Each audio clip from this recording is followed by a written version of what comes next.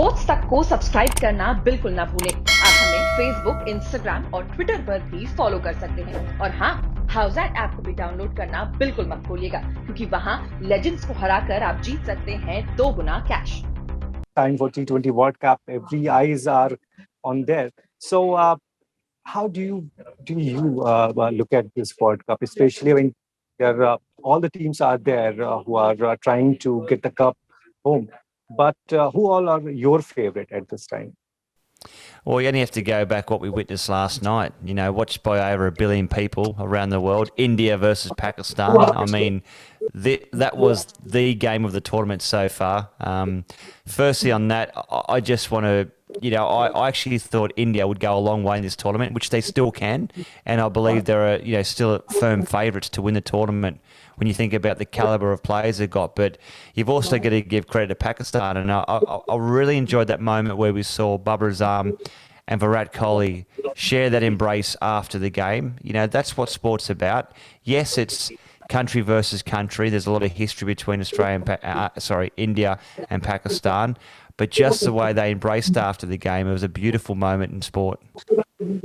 Right. And what do you think? I mean, what went wrong from Indian camp? I mean, India was a favorite for yesterday's match.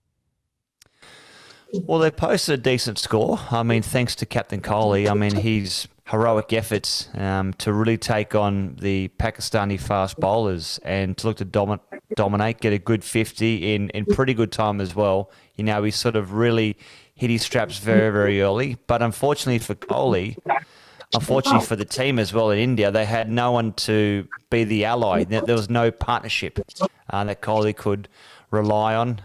I thought Shaheen Afridi, who is a beautiful bowler, he bowled some amazing balls.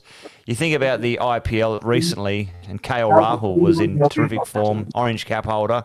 I mean, he got beaten by a beauty last night, an absolute outclassed, outplayed. And that's what Kohli said in his press conference, that India, unfortunately, were outplayed last night. And that happens. That's sport. But the good news for India is that they can definitely fight their way back. And I've still got them as probably favourites. Right. A couple of more questions related to this India-Pakistan match. I mean, it's the high-voltage match. So do you think it's a bit of point of concern for Indian side? There is so much confusion over Hardik Pandya's fitness. And also, do you see, which player do you see coming in if Hardik is not there? Because he got some injuries yesterday also. So how do you look at that? Well, I think a strong Indian side is a team that produces the great all-rounders like a Hardik Pandya, as you mentioned.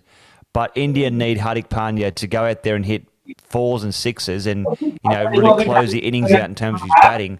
But they need Hardik Pandya to be able to bowl. That's where he's at his best. Hardik Pandya, when he's a genuine all-rounder, when he can take wickets, that's where India then becomes that real threat to go on to win the ICC World T20 Men's Championship. So if he's not playing, they've got to find someone else that can fill his role. And they're pretty big boots to fill to sort of keep looking at different plays and spin options, I think is important. But also, too, Mohammad Shami, world-class. Jasprit Bumrah, world-class. You think of Bhuvaneshwar Kumar, world-class. They just didn't have a great night last night, unfortunately. A few bowlers only bowled 3 overs too, which was a little bit, I thought a little bit weird. I thought their main bowlers should have bowled 4 overs. But they were outplayed, and that happens in sport, but they can bounce back. Right, and now Indian team will be facing New Zealand in the next match, and the stats are not really good, but how do you see? Do you think that Indian team still has a good chance to beat New Zealand and move forward? Because New Zealand match would be crucial for Indian side. Look, it is a crucial side for India in terms of the game they're playing against the Kiwis. They have to make sure they've got the right guys in the park. Hopefully, the Indian cricket team are fully fit too. So the Kiwis will not be a pushover. They have got a very, very solid side. They've got a great captain in Kane Williamson. But look, I still put India down as being favourites to go on to win this tournament. I think they've played a lot of cricket in the UAE recently throughout the IPL. They know the conditions, which is why I was a bit surprised how Pakistan played the way that they did, because they haven't obviously played a lot of cricket there recently. It's been all Indian players playing in the IPL. I do believe that India can beat the Kiwis. Right. Last couple of questions, Brett. I will not take you much time. Uh, what are the chances do you look for the Australian side? I mean, they are in a pretty good pool. So, yeah. Praying, a lot of praying for the Aussies. Look, honestly, I do believe this is probably our best chance to bring home the silverware. When you think about Test match cricket, Australia have dominated over the years. You think about one-day cricket, we've won World Cups in the 50-over format. The T20 competition is one format where we haven't dominated, we haven't had success in yet, but I believe that with this Australian crop, they're a very good chance. So, like a fine red wine, like a Jacobs Creek fine, beautiful red wine, it takes time. It's perfectly aged.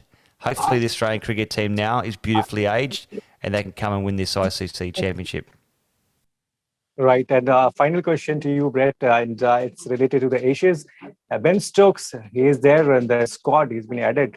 Do you think his presence in the squad of English team is going to be like a strengthened side for this super tournament?